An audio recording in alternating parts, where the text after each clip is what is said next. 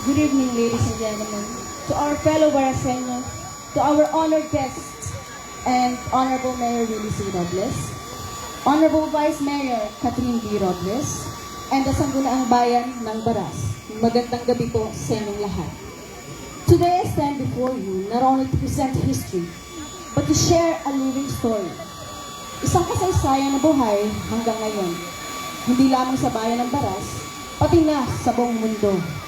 Sikaran did not begin as a formal martial art.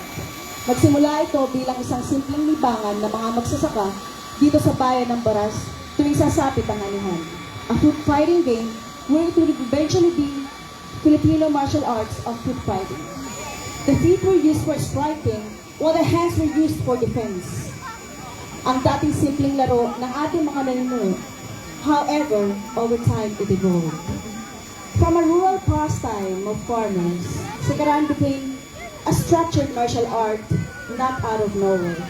Pinino ang galaw, inayos ang sistema, at binuo bilang complete fighting system combining kicks, defense, distance, and control. A major turning point of Sikaran came through the founding father of Sikaran, the Supreme Grandmaster, retired Lieutenant Colonel Melitón C. Geronimo Sr., also known as Mayor Latigo. Siya ang nagbigay ng identity, structure, at direksyon ng Sikaran upang gawin itong isang ganap na martial art. With this military background during World War II, he introduced discipline, hierarchy, and command structure sa ito. Dahil dito, ang Sikaran ay naging sistematiko, organisado, at distinctive martial art. In the year 1958, he formally established Sikaran through the Kapatirang Sikaran ng Pilipinas. At dito nagsimula ang formal identity ng Sikaran. Sa kanyang pagbuo na kompleteng Filipino martial arts, led to the coinage of Sikaran. Kapag po sinabing coinage, yung salitang Sikaran, baka sikaran ka dyan, is a word. Pero kapag po sinabi na ang isang word ay ikinoinage mo, meaning binigyan mo ito ng ibang kahulugan. Sa pagkakataong ito, ang Sikaran ay naging tawag sa Filipino martial arts. So, derived from the word sikad or to kick, it became, or as a casual heritage, meaning binigyan niya ito ng formal na pangalan, identity at kahulugan bilang bahagi ng kultura ng Baras. Sikaran became more than just a traditional game. It became a living heritage of our community, and more than just preserving the art and development of Sikaran na kilala natin ngayon. Kasabay nito ay ang pagpapakilala ng Baras bilang pinagmulan ng Sikaran. Ang Sikaran na may pagmamalaki natin as Baraseño at tunay na may pagmamalaki ng Pilipinas sa buong mundo. Through the determinations in Japan, Korea, France, Canada, and the United States, Sikaran reached the international stage. Panggandang araw po sa inyong lahat. Maigpit pong pinapaalala ng ating pamahalaang bayan para sa mga bisita ng ating Baras Kataritan Eco Park na bawal po ang pagkain sa loob at paligid ng Eco Park. Meron po tayong nakatalagang lugar para sa mga nais kumain. Basura mo iuwi mo, bawal po ang mag-iwan ng mga basura. Panatilihing malinis ang kapaligiran. Mga paalala mula sa pamahalaang bayan sa pangunguna ng ating putihing ama ng bayan, Mayor Willie C. Robles, Vice Mayor K.C. Robles, at Sangguniang Bayan members. Kayang-kaya kung tayo ay sama-sama. Maraming salamat po.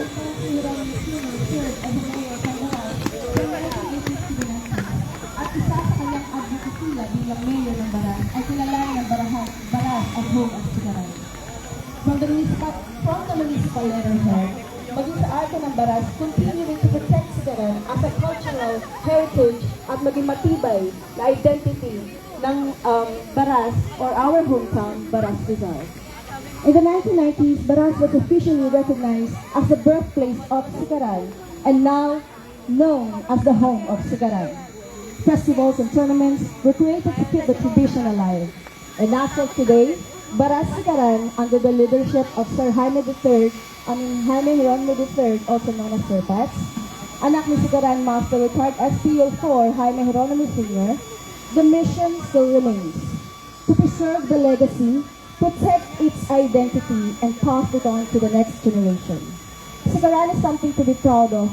Kaya natin makapagbayan sa Taekwondo, Korea, Karate of Japan, Muay Thai of Thailand, Panshaksila of Indonesia and Malaysia, and so forth. But we do not imitate. Sikaran has its own identity. Pero kayo ka ba? Sikaran is not just history. Sikaran is part of who we are as Filipinos. Because in Barang Sikaran, this is not just a hobby, it is a life. Ito ay isang panata, ginagalang, sinasabuhay, at ang tunay papasok sa bagong generasyon. Walang papaguhin. Mula sa tayo, kumain at naging sa mga barangkasito.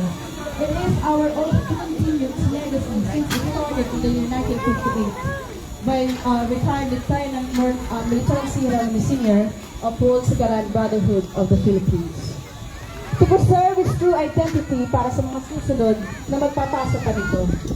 To end the allotted time bestowed upon me, I would like to end it with, ang Sikaran ay ang resulta ng maraming elements na pinag-combine.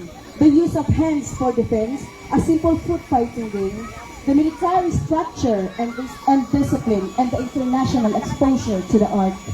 All of this brought together into one complete combative fighting system. At iyon ay tinatawag natin o kinikilala natin ngayon as Sikaran Martial Arts. The history should be told with nothing more and nothing less upang hindi maglaho ang totoong diwa ng Sikaran. Maraming salamat po.